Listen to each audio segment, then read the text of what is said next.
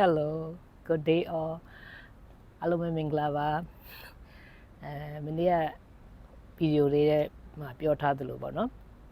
ဒီအင်္ဂလိပ်စာနဲ့ပတ်သက်လို့ဘာသာစကားတစ်ခုကိုလေ့လာသိယူတဲ့အခါမှာပြောစရာလည်းကောင်းတယ်မသိသေးတဲ့စကားလုံးလေးတွေပေါ့နော် vocabulary လေးတွေသိသွားမယ်နောက်ပြီးတော့ဒီဘယ်လိုပြောမလဲစာကြောင်း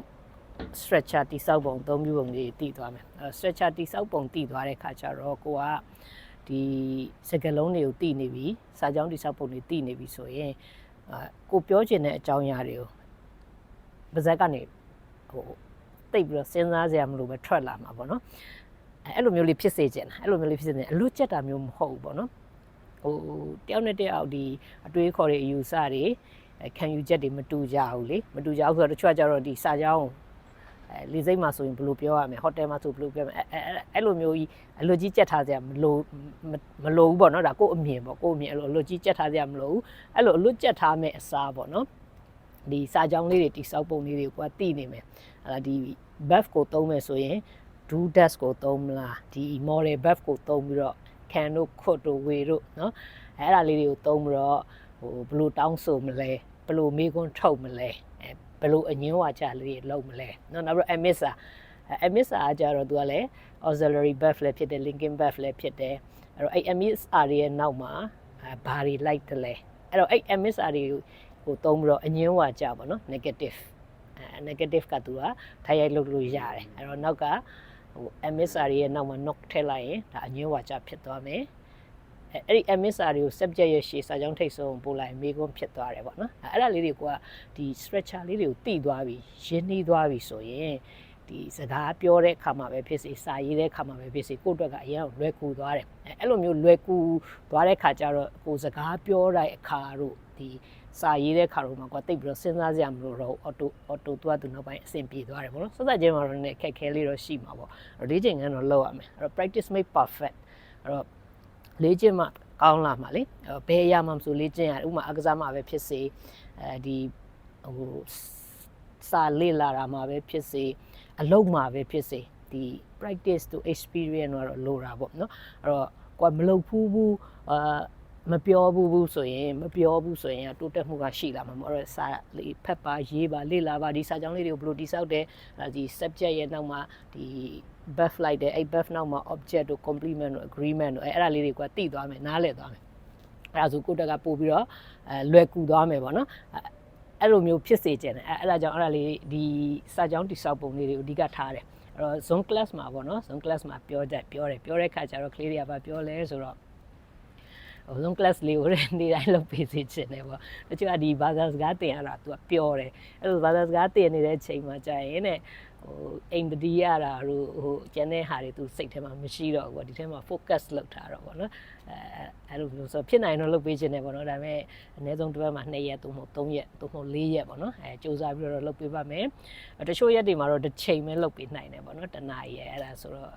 9ခွဲ1ရက်10ခွဲ1ရက်အဲ့လိုမျိုးလေးလုပ်ပေးမယ်ပေါ့ခွဲပြီးတော့ပေါ့နော်အစင်ပြေတဲ့လူလေးဝင်တက်လို့ရတယ်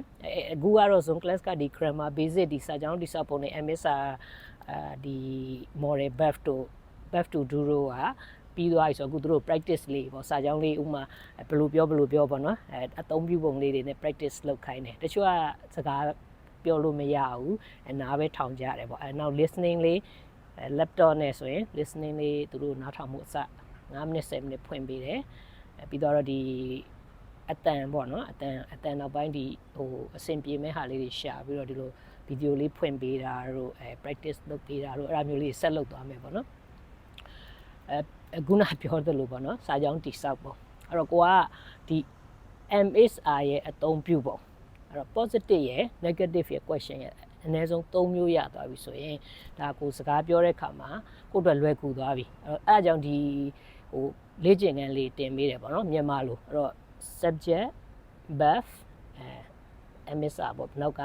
noun ရဲ့ subject verb emissar plus adjective ရဲ့ subject emissar plus place နေရာရဲ့ပေါ့နော်အဲ့တော့ဒီဥပမာအတူလေးပြောပြတယ်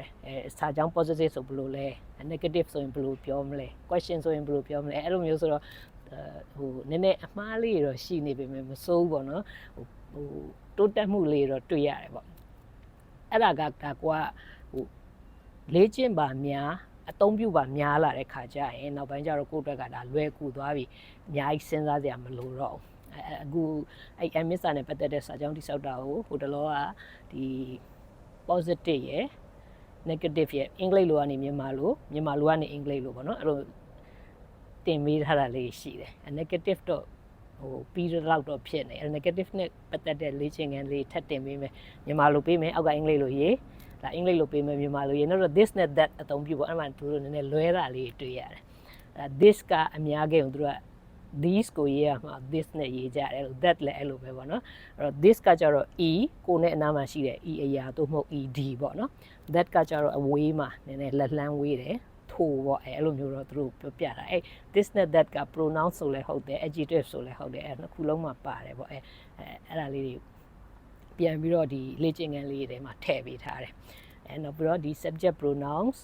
object pronouns possessive adjective အဲ့ဒါလေးတွေနည်းနည်းတစ်ခါတလေသူတို့ confuse ဖြစ်တယ်နည်းနည်းရောထွေးနေတာလေးတော့သွားတွေ့ရတယ်ပေါ့နော်အဲစကားပြောတဲ့ခါမှာလည်းအဲ့လိုပေါ့ဒီ zone class မှာ practice လုပ်တဲ့ခါမှာ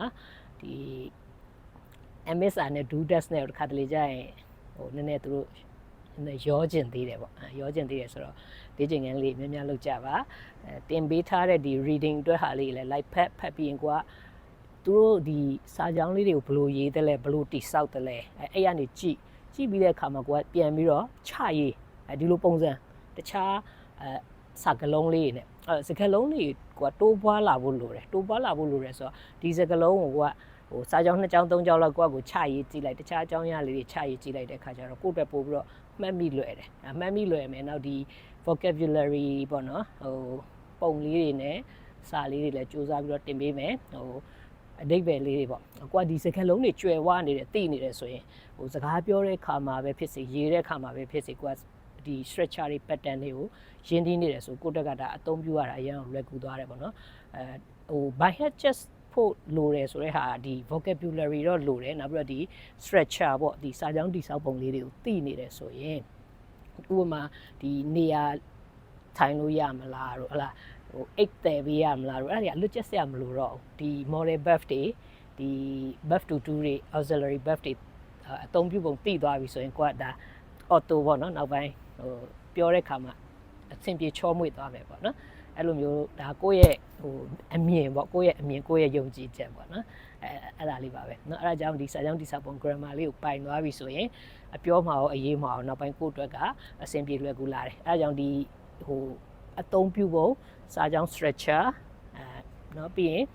ဒီ preposition လေးတွေเนาะတခါလေးတချို့အဲ့ဇွန်းမှာ preposition ပြောင်းနေတယ်ပြောင်းနေတယ်ဆိုတော့အဲ့ဒါသူတို့ပြောပြရတယ် preposition ပြောင်းနေတယ်လို့ဥပမာဆိုရင်လို့the apple is in the fridge ဆိုရင် in ဆိုတဲ့ preposition ပြောင်းနေဆို the apple is the fridge ဆိုရင်အဲ့တော့ပန်းသီးဟာရေခဲတက်တာဖြစ်သည်ဆိုတဲ့အဓိပ္ပာယ်ဖြစ်သွားမယ်အဲ့တော့ဂျားတွေကဒီ preposition လေးတွေတတိထားဖို့ပေါ့နော်အဲ့ဒါလေးဒီလိုပြောပြရှင်းပြတာပေါ့အဲ့တော့အဲ့ကြောင့်ဒီဝါစင်က8မျိုး8 parrot speed ကတီးဖို့လိုအပ်တာပေါ့နော်အဲ့ဒါလေးကြောင့်ဒီဝါစင်က8မျိုးရဲ့ဒီ birthday ရဲ့ရိုးစာကြောင်းnegative အငြင်းဝါကြပြီးတော့မေကွန် question လေးတွေကိုတေးချာလေးဒီပုံစံလေးနဲ့လေ့ကျင့်ခန်းလေးလုပ်ပေးတာပါเนาะအဲ့တော့စာအုပ်ထဲမှာလည်းလေ့ကျင့်ခန်းလေးထည့်ထားပါတယ်အားလုံးစင်ပြေကြမယ်လို့မျှော်လင့်ပါတယ် have a nice day bye bye